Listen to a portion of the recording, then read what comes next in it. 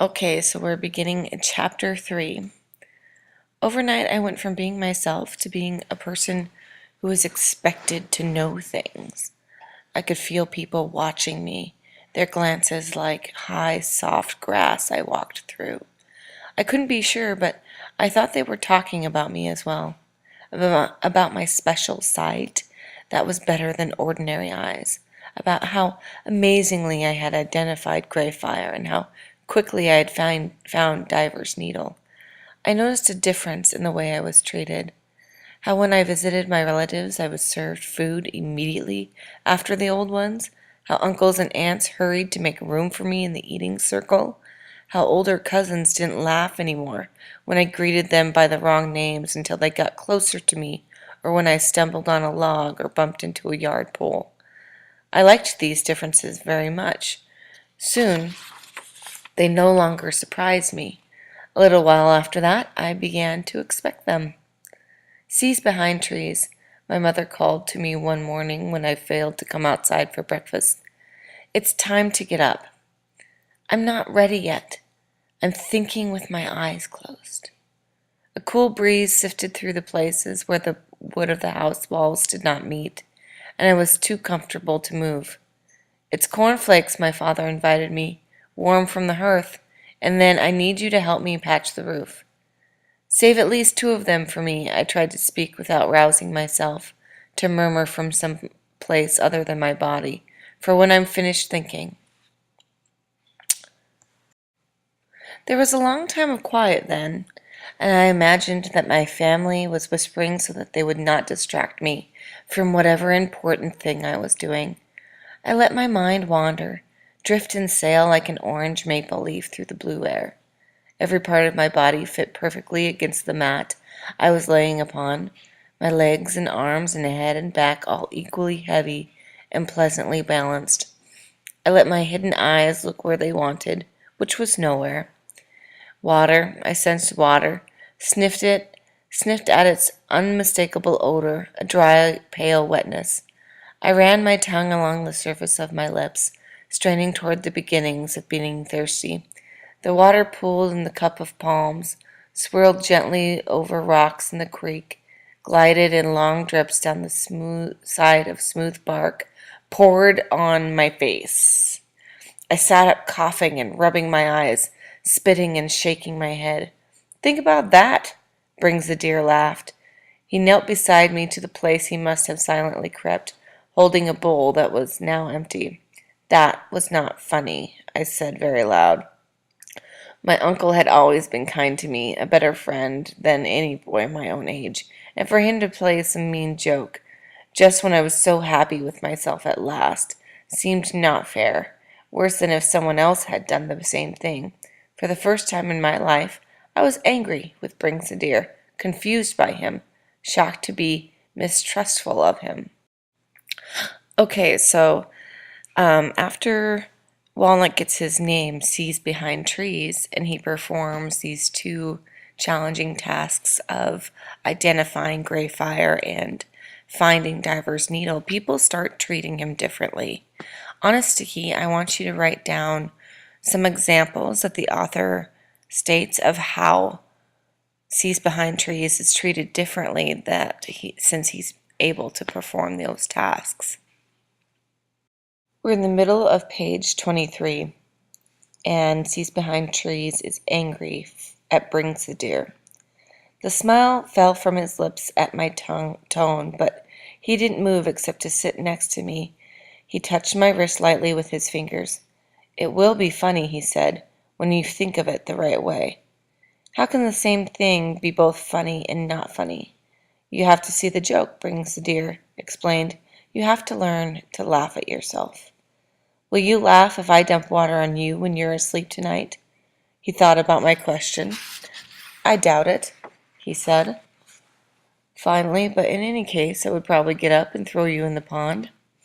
Because you're bigger than I am, stronger, the unfairness. It has nothing to do with size. At night I have a right to be sleeping, but if you choose to sleep when you should be awake, funny things can happen to you. The pressure of his fingers became more insistent on my skin, as if his hand were asking mine to understand what he meant. Come on outside now, nephew. There's nothing to keep you from the day. After all, your face is already washed. Okay, on another sticky, I want you to write down, why do you think brings a deer splashed water and sees behind trees' face? Basically, how is he acting different? How did getting treated differently affect his character and how he behaved?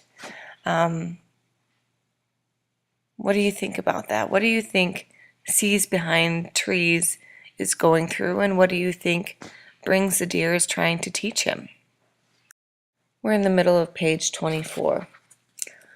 All that morning I felt unsure about myself as I worked beside my father, repairing the hole in the roof where the rain had found an entrance.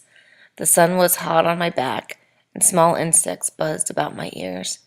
The cloudy autumn sky was a constant white that stretched off forever, and I had to bend close to tie the bunches of dry yellow grass that I then tucked tightly into the rotted-out space. It seemed such an ordinary job to be doing after suddenly becoming a grown-up, such an everyday task, such a waste of my time. Do you remember what happens to the skin of your finger after you've been swimming in the pond too long?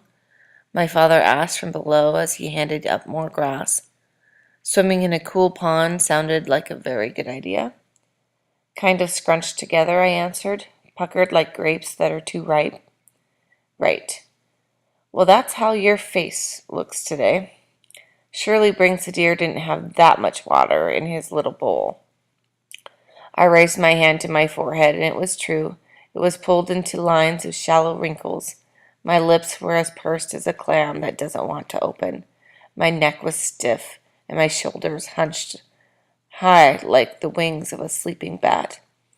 Every day can't be unusual, my father said gently. Otherwise, something wonderful wouldn't mean so much when it happened. I thought about his words, and my body began to relax. But I thought everything was supposed to change when I grew up, I said. It does, my father assured me. And yet it doesn't. How can both of those things be true?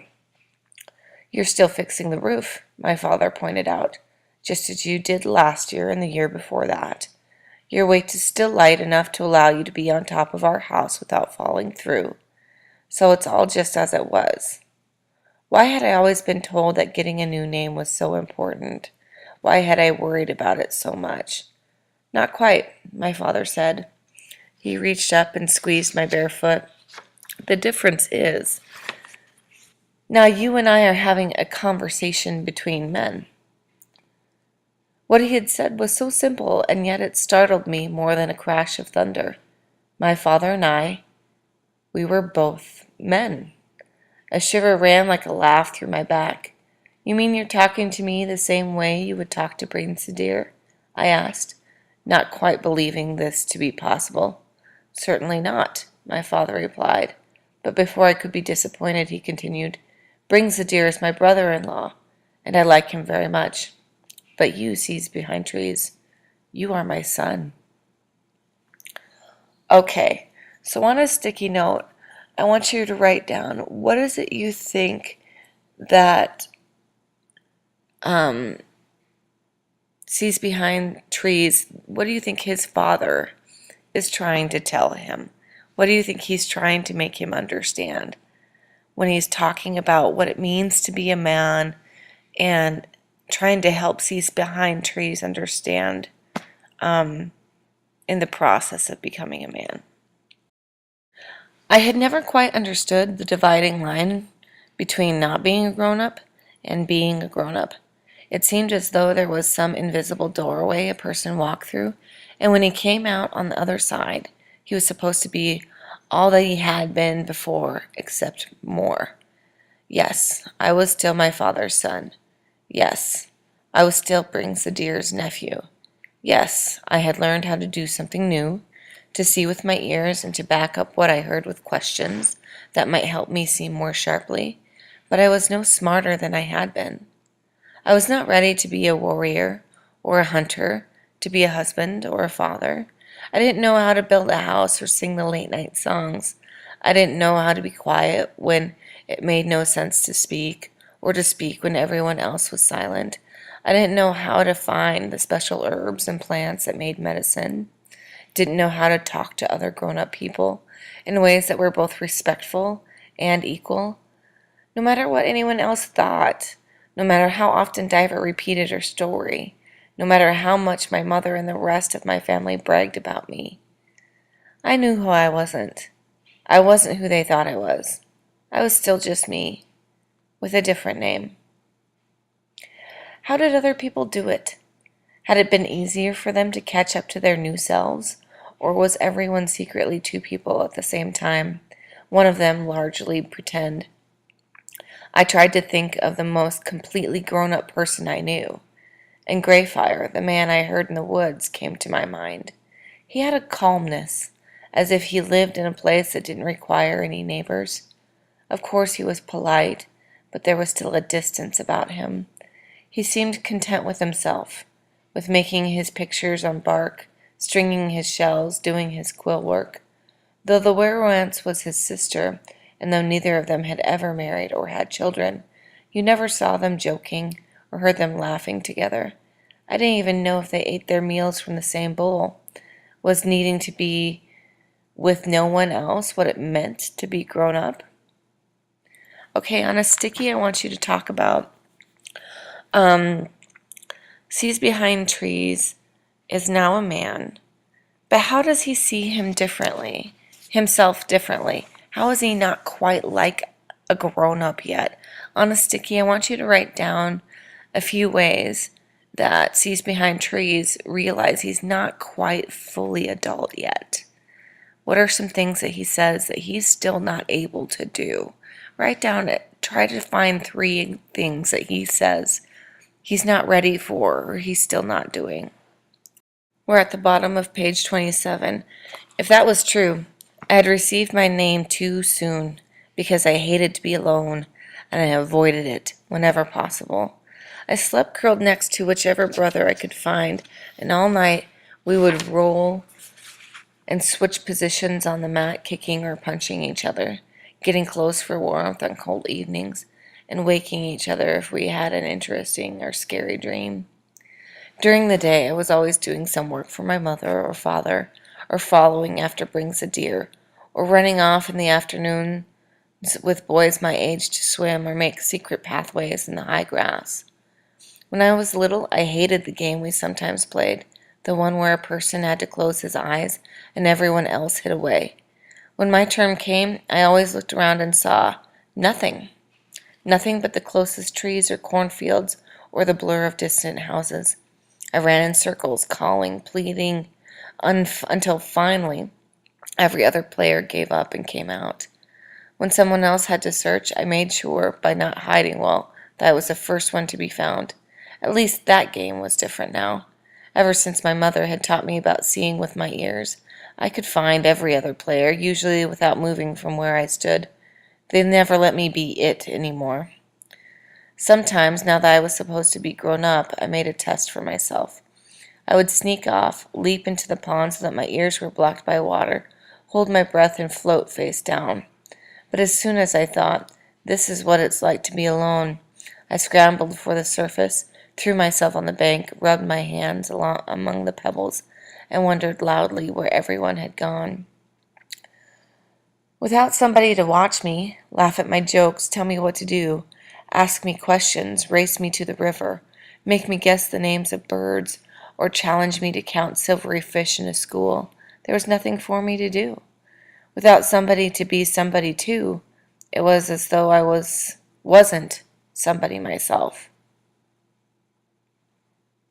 Okay, so I want you on a sticky to write a response here. Sees behind trees is feeling very alone. He feels different. How has his life changed since he got his new name and he has practiced the skill of seeing things with his ears? How does that make him a little bit more isolated or separated from other kids? At the top of page 29, You only feel that way because your eyes are weak, Three Chances decided when at last I confessed my problem to him. You're not weak, I protested, trying to see behind a tree. I wanted to dare him. What I mean is, he continued as if he hadn't heard me, you get alone faster than other people. He could tell that I didn't understand, so he tried again. Your alone space is smaller. He held out both his arms and turned around in a circle.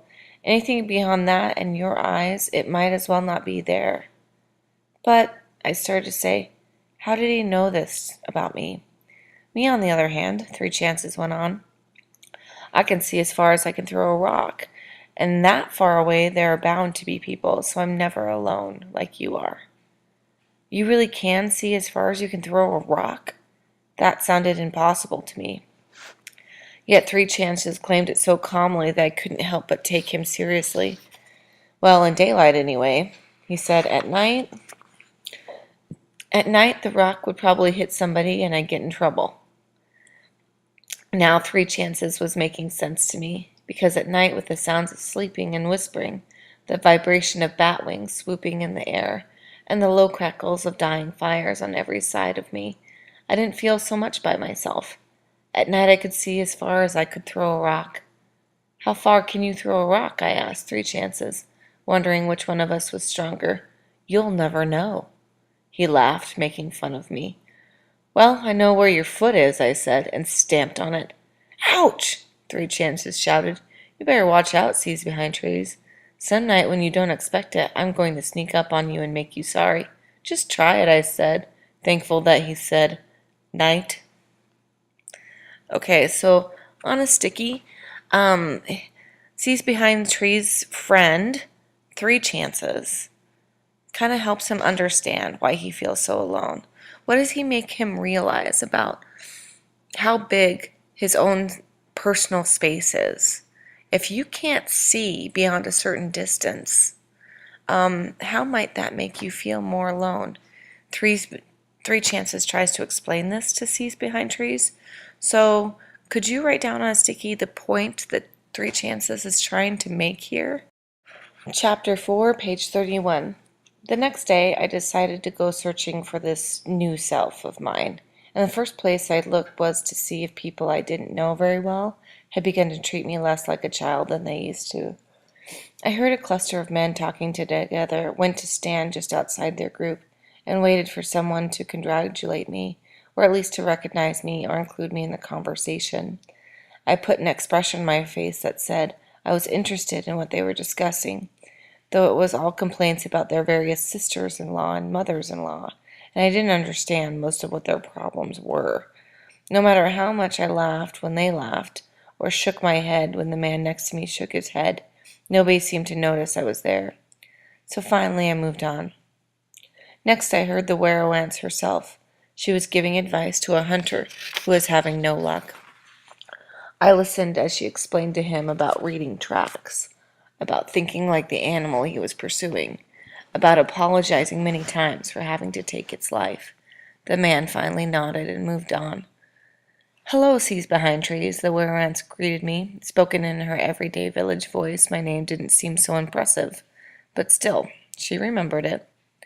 Hello, I said back, and then stopped myself. There are different ways to say hello. You say it one way to your friends, another to your parents and relatives. You say hello to a person you don't know with a certain kind of stiffness, and hello to someone who's powerful in a respectful tone. I didn't know if I had said the right hello just now and felt embarrassed. The Werowance, however, did not seem to be offended. Instead, she actually seemed curious about what I wanted. What did I want? I just thought, I said, still not quite sure if I was addressing her properly. I just wondered if there was anything you needed for me to find. To find? You know, you said that sometimes you needed someone to do impossible things. She held her mouth very still, but her shoulders seemed to grow as if she was holding her breath inside herself. What impossible thing did you have in mind? She asked. I felt foolish to have repeated the words she had used when she gave me my name. In my mouth they sounded like boasting, and I had nothing to boast about. I've got to go someplace now, I said, and excused myself quickly. I walked through the village, not even speaking to people. I passed because I knew if I did, I would say another stupid thing. Finally, at the very edge of the woods, I practically crashed into Greyfire, who was lounging in front of his small house peeling bark from saplings. I heard the scrape of his shell knife against the wood before I saw who was making the noise, and stopped myself just in time. "So you've found me again," Greyfire joked. "It seems there's no hiding from you, even in the deepest forest. Here." He patted the ground. "Sit down and tell me how you did that trick. It would be a useful talent for a man like me to know. Maybe then I could predict when my sister was coming and could manage to look busy by the time she arrived." Would Greyfire have said such a thing to me before I became a man? No. He was known to be very quiet, even among the older men. I joined him, curious to see what would come next. "It wasn't a trick exactly," I told him. "What was it then? Did you notice I was not among the crowd watching the contests and guess where I was?" "No, I can never see who's there and who's not in a group of people unless I'm standing directly in front of them or unless they're talking and I recognize their voices. But I wasn't talking." "In a way you were. I mean, your body was. You limp. When you walk, one foot falls heavier than the other. With most people, it's just boom, boom, boom, boom. With you, it's boom, boom, boom, boom." Greyfire shifted his weight but didn't say anything for a moment. Finally, he spoke. "I thought no one noticed," he said. "I thought I had disguised that problem, was cured of it." His tone sounded, what? Flustered, as though he was admitting something shameful. "I'm sure no one else pays attention to it," I assured him.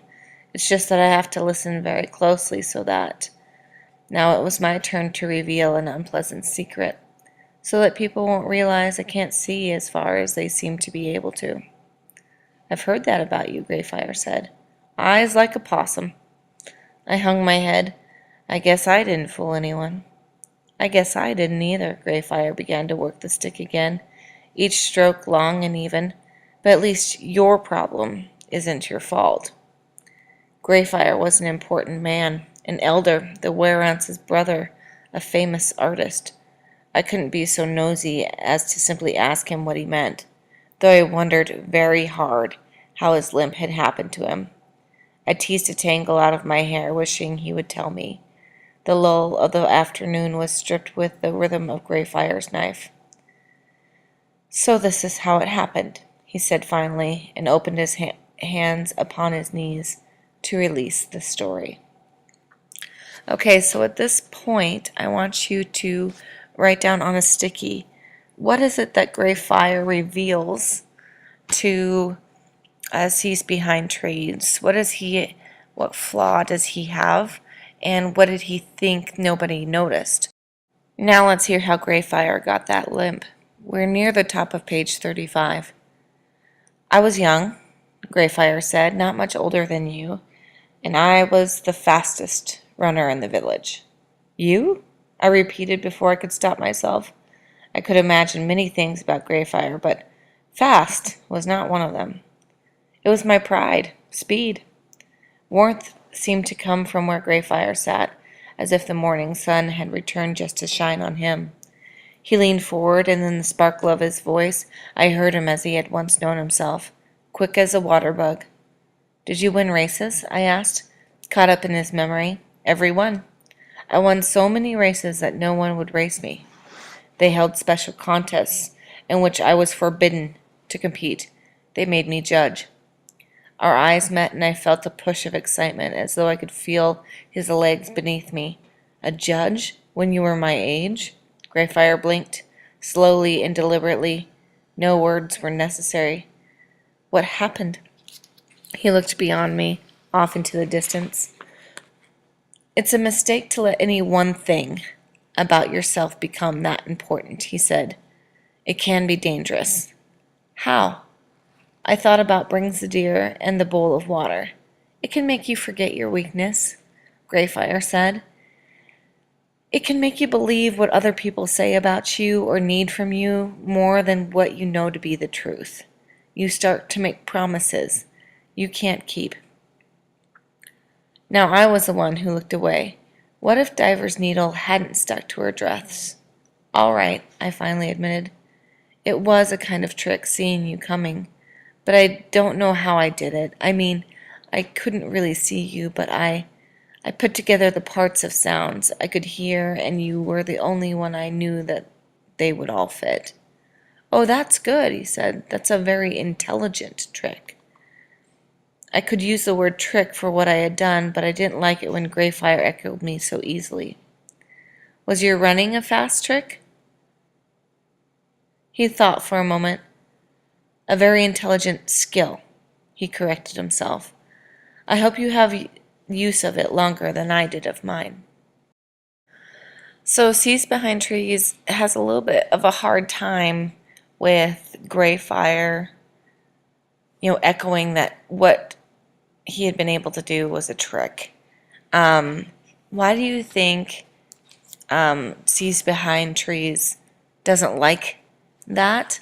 And then Greyfire corrects himself. He says, a very intelligent skill. What do you think? Do you think that Sees Behind Trees' ability to hear and sense things, do you think that's a trick? Or do you think that's a skill? And could you explain why you think what you think? On a sticky. A very intelligent skill, he corrected himself. I hope you have use of it longer than I did of mine. My back was becoming tired, but I didn't want to complain because then Greyfire would start to talk about backs or stiffness or how a person had to forget about small problems. And what I wanted him to do was tell me his story. So I pretended to stretch my neck and shifted my weight. Getting tired of sitting, are you? Greyfire observed. Well, I could tell you stories about having to be still. We both waited to see if he would do so, but I'll save them for another day. You must be patient. I'll try, I said. I'm trying, I thought. Where was I? Greyfire wondered aloud. You were the fastest boy in the village, I reminded him. More than just the other boys, the fastest person. I nodded. But not as fast as I thought, Greyfire explained. That's what got me into trouble. Would he ever get to the story? What did? I asked. What got you in trouble? Greyfire drew in a slow breath, let it out. I thought I could run faster than the night, he whispered. Okay, we're going to stop there. On a sticky, write down what you think Greyfire means when he says, I thought I could run faster than the night. Before we read the rest of his story, write down what you think that means. What kind of trouble do you think he got himself into when he says, I thought I could run faster than the night?